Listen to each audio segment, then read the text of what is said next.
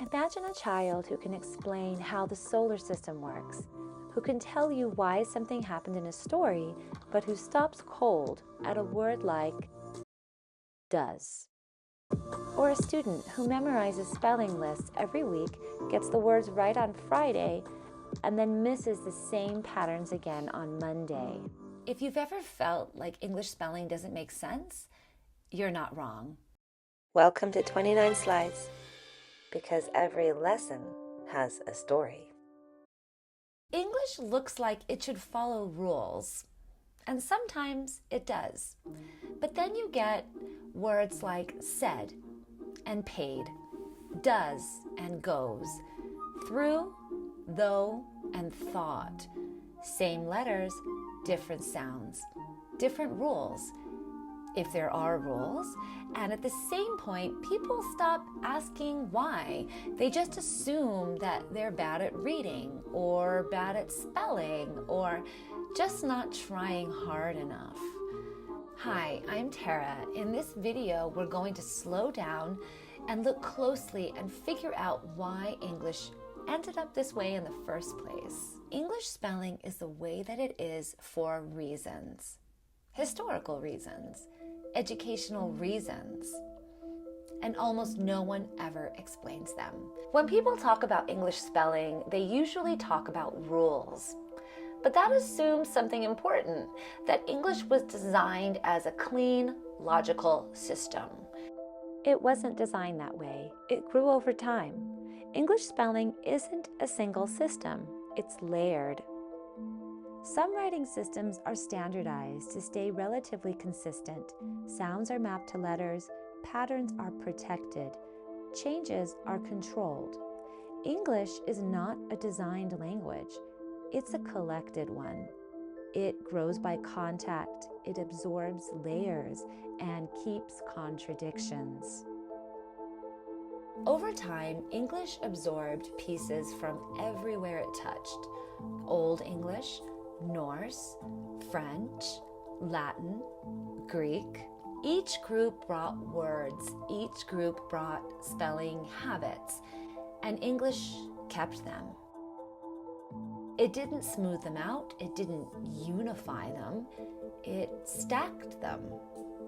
And this is the part almost no one tells students. English spelling isn't always trying to show you how a word sounds. Often, it's trying to show you where a word came from.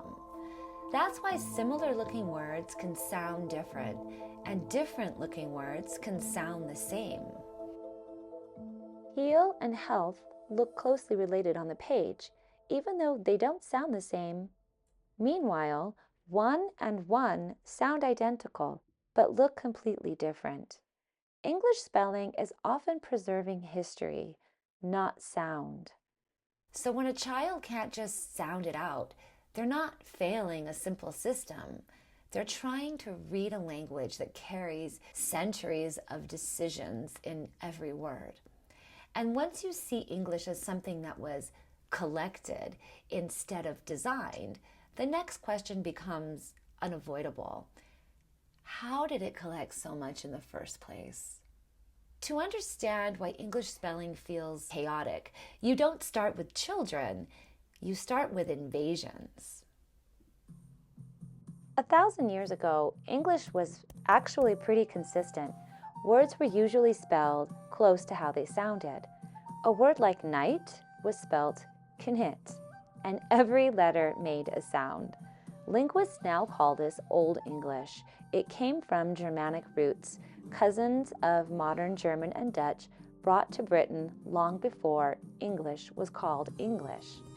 Then the Normans invaded England from what is now France, and for centuries afterward, England had a split personality. The ruling class spoke French, the church spoke Latin, the common people spoke English, and it was English that absorbed all of it. Words tied to everyday life often stay Germanic, but at the same time, more official and abstract words entered through the French ruling class. Work and labor, for example, name the same idea, but only one looks like it came from the language of power. Ask and question, kingly and royal. They mean very similar things, but they don't behave the same way on the page. Later, Latin and Greek words were added, especially for religion, science, and law. And each new language layer brought its own spelling logic.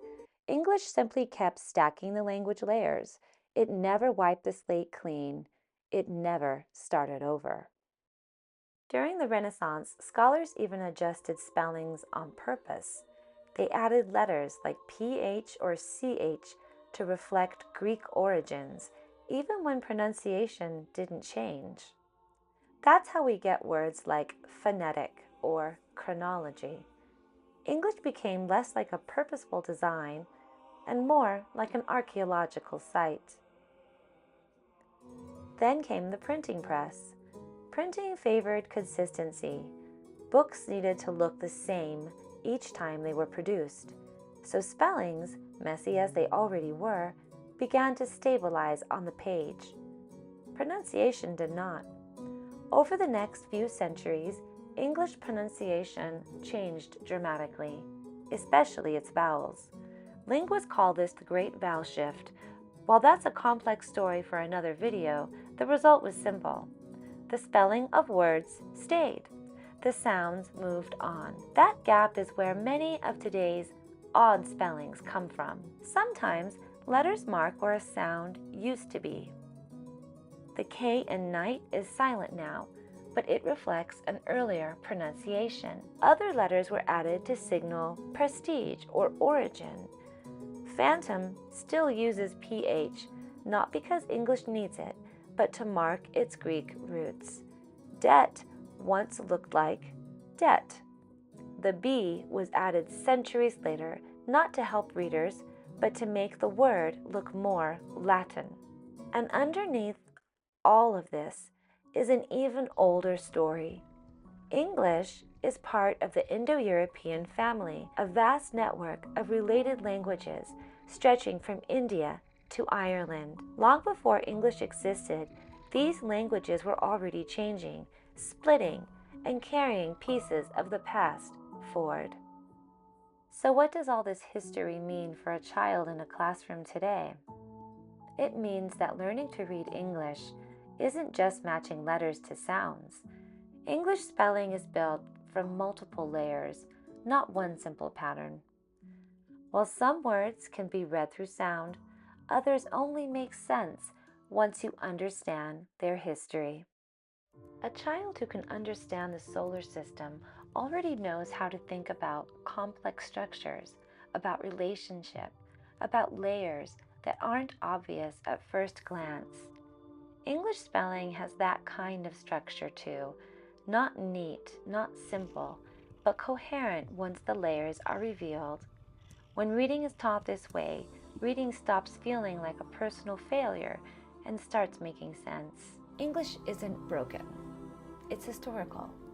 And children who struggle to read it aren't broken either. They're being asked to decode centuries of change without being told the story behind it. This channel is about those stories, how education became what it is, and how understanding the past can quietly improve what we do next. This is 29 Slides. Thanks for watching.